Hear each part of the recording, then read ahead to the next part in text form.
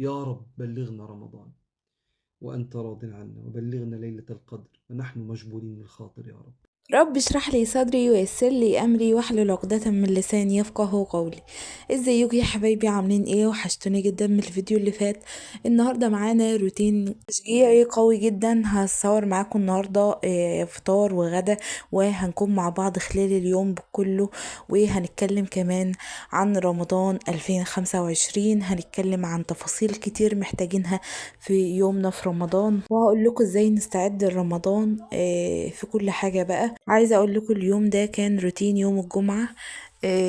كنت عاملة فطار يوم الجمعة كده، جبت قطعة من الجبنة القريش، قطعة كبيرة، وعصرت عليها نص ليمونة، وجيت هنا حطيت فلفل الوان، وكمان شوية من الكزبرة، كزبرة خضراء.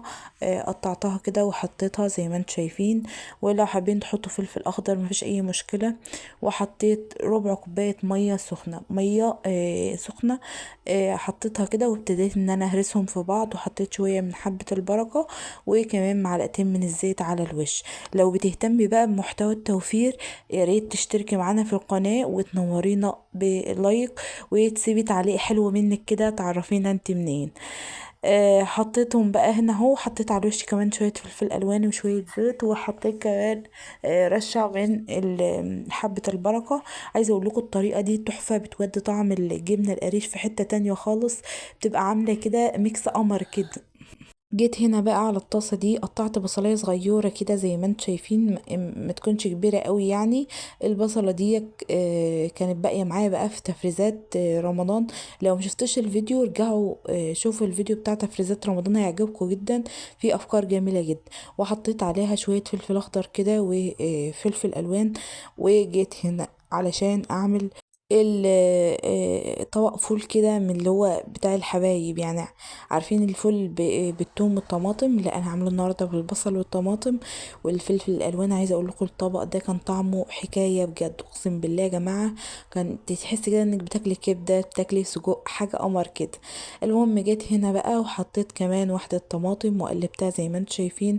وكنت غليت الميه، فقلت بالمره بقى ايه السكر في الكوبايات علشان اعمل كوبايتين شاي. جيت هنا جبت كيس فول، طبعا الكميه اللي انت حباها بتعمليها، بس انا بحب اعمل كميه الفول بزياده شويه علشان تفضل معايا في التلاجة يعني، بحيث ان انا بخرج منها وكده. وهرستهم بالهرسه بتاعه الفول زي ما انتم شايفين كده.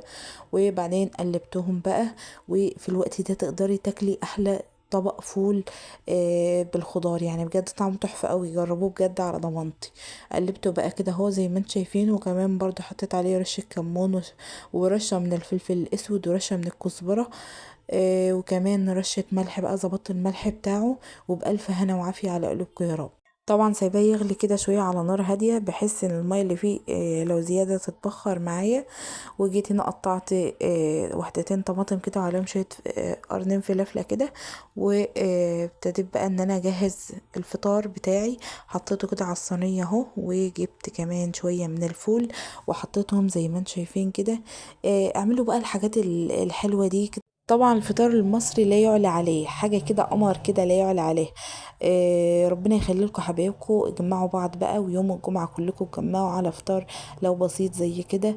وهيفرق معاكم جدا في نفسيتكم، وهيفرق في المود، وهيفرق كمان ان انتوا تكملوا بقية الاسبوع بطاقة كده ايجابية، وان انتوا تدخلوا على الاسبوع بتاعكم يعني بطاقة كده وداخلين عليه. آه، تبقوا متحمسين، فضيتوا الطاقة السلبية اللي عندكم، اتكلمتوا في كل الحاجات اللي مزعلاكم. فاهمين الحتة دي؟ يعني دوروا على حبايبكم بجد، ولو لقيتوا حد بيحبكم ما تسيبوهوش، اوعوا تتخلوا عنه، لان اللي بيحبوا بعض في الايام اللي زي كده بقوا قليلين اوي. ربنا يخلي لكم حبايبكم يا رب، ويجمعكم بيهم دايما على خير، ويجمعكم باي حد انتوا بعاد عنه على خير يا رب، اللهم امين.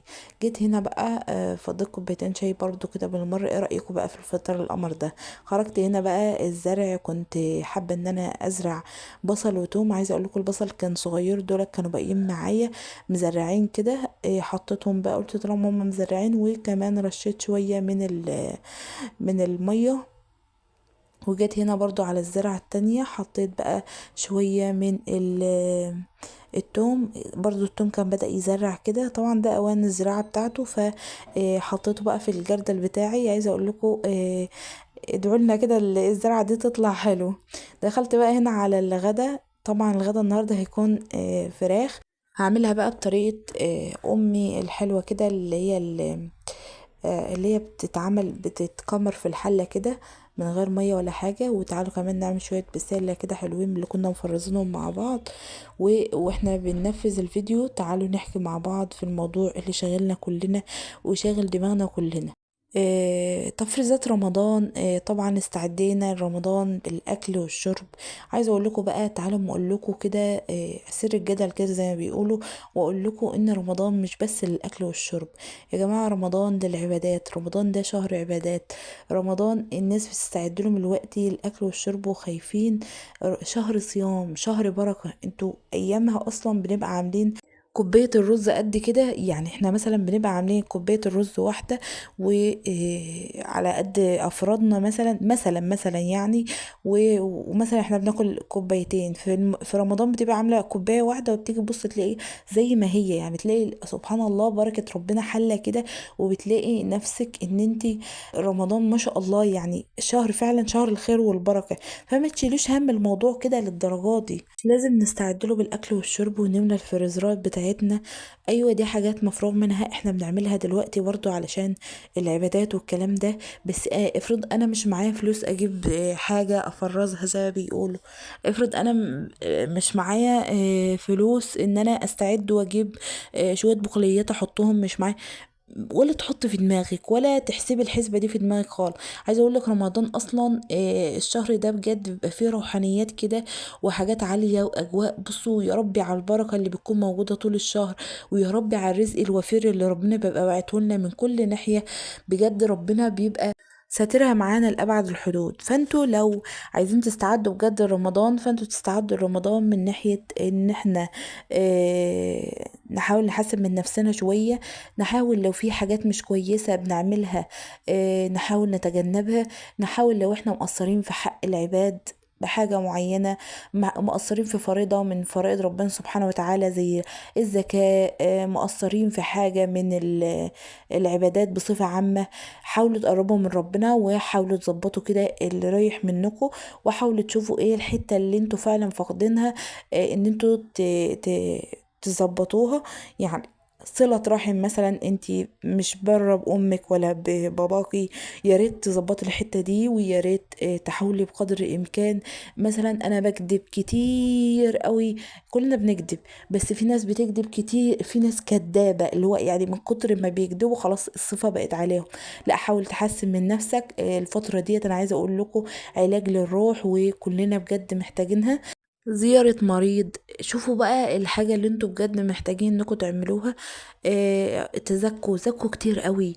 يعني النبي عليه الصلاة والسلام بيقول داووا مرضاكم بالصدقات. يعني تشوفي كده وربنا سبحانه وتعالى بيقول لن تنالوا البر حتى تنفقوا مما تحبون. فانتوا حاولوا بقدر الامكان. عايزه اقول لكم الصدقات ديت بجد بتعالج الروح علاج كده. يعني اما تبقي مقصره في موضوع الصدقات ده، انا عايزه اقول لك ربنا بجد بتلاقي الدنيا مش مظبطه معاكي خالص والنفسيه مش حلوه. حاولوا كده بس خرجوا صدقه وشوفوا البركه اللي هتكون في حياتكم، وشوفوا النعيم اللي هتكونوا فيه بجد. جهزت طبعا زي ما شفتوا كده الغدا بتاعنا. عملت الفراخ بالطريقه المعتاده زي ما قلت لكم، حطيتها من غير ولا نقطه ميه. حطيتها كده في شويه زيت وشويه رشه فلفل اسود، بصليه، طماطمايه، ووطيت عليها النار زي ما شفتوا. وسبتها بقى لحد ما استوت كده. نزلت المية بتاعتها وشربتها تاني. وطيت عليها لحد ما استوت. وبعدين اخدتها حمرتها نفس الطريقة العادية خالص، وعملت الرز بشعرية بالطريقة العادية بتاعتنا. وهنا كنت خلصت بقى ودخلت على المطبخ. كان عندي شوية المواعين دول قلت اغسلهم. طبعا الفترة الجاية هنعمل مع بعض شوية تجديدات حلوة قوي هتعجبكم بإذن الله.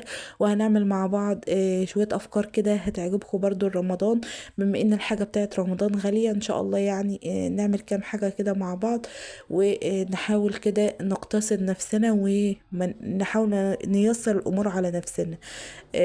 لو حد جرب الفراخ بالطريقة ديت يقول لي طريقتها عجبته ولا لا. وطبعا زي ما قلت لكم شهر رمضان مش محتاج مننا كل الخوف والرهبة والرعب اللي الناس داخلة عليه ده. يا رب ما يخيب ظن اي حد داخل على رمضان رمضان، ويا رب ما يخيب اب قدام ولاده او يكسره قدام ولاده يا رب، ويبلغنا رمضان لا فاقدين ولا مفقودين، ويا رب يبلغنا ليلة القدر وننول اجرها كده يا رب.